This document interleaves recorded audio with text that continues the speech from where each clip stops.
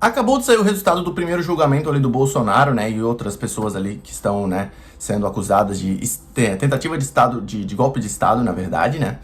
E, cara, como vocês bem sabem, talvez vocês devem ter visto por aí, Bolsonaro se tornou réu nesse processo. Era algo que eu tinha falado aqui nesse canal há muito tempo já, desde quando, né, tava especulando, desde quando a denúncia foi oferecida pela Procuradoria-Geral da República, e aí foi apresentada ao STF, e aí marcaram a data do julgamento. Eu já vinha falando desde essa época que, diante das provas, diante das pessoas que iriam julgar, dos ministros que iriam julgar, era óbvio que o Bolsonaro seria tornado réu nesse processo. Agora vai entrar uma nova fase desse processo aí, né?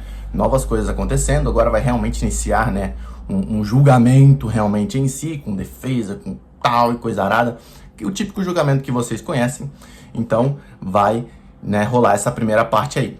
E aí, né, disso, caso, né, o Bolsonaro seja realmente condenado, aí sim ele pode pegar até 39 anos de prisão, né, como consta no Código Penal. Então, é uma coisa bem complexa, né, cara, uma coisa bem doida mesmo.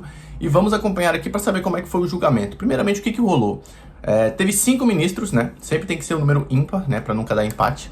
5 ministros e os 5 votaram a favor de tornar Bolsonaro réu, ou seja, foi por unanimidade isso aí. Por unanimidade, Bolsonaro se tornou réu nesse processo. E quem que votou, né, cara? Ó, o ministro Alexandre de Moraes, ele foi o relator do caso e ele votou pelo recebimento da denúncia.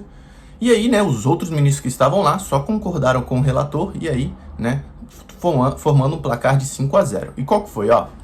O Alexandre de Moraes foi o relator, votou. Aí teve o Flávio Dino, o Luiz Fux, a Carmen Lúcia e o Cristiano Zanin. Todos esses votaram, né, para que o Bolsonaro se tornasse réu nesse processo.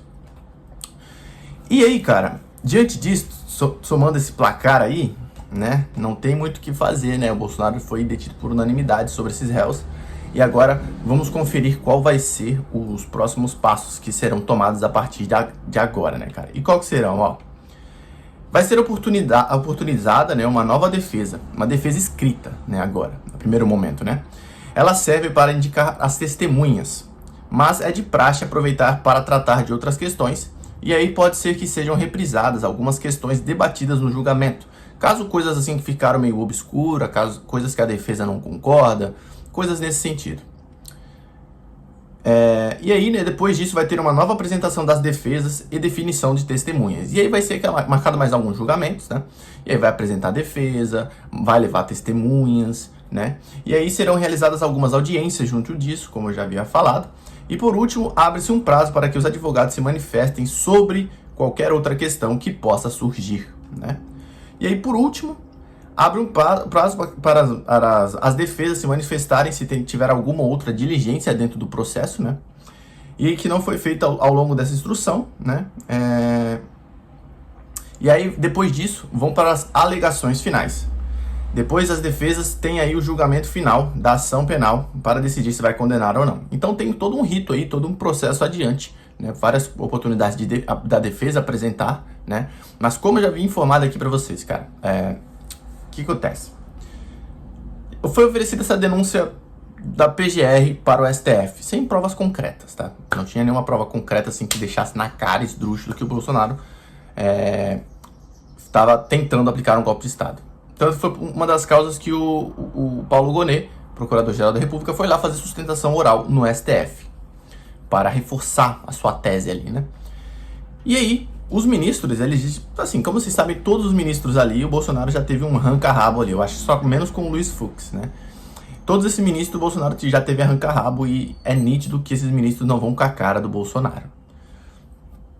Então, né, foi muito debatido, né, nessa questão, até mesmo, né, a defesa do Bolsonaro apresentou recursos e defesas ali possíveis para tirar o Cristiano Zanin, tirar o Flávio Dino, tirar o Alexandre de Moraes desse julgamento, porque foi pessoas ali que o Bolsonaro, principalmente, teve muito atrito, né?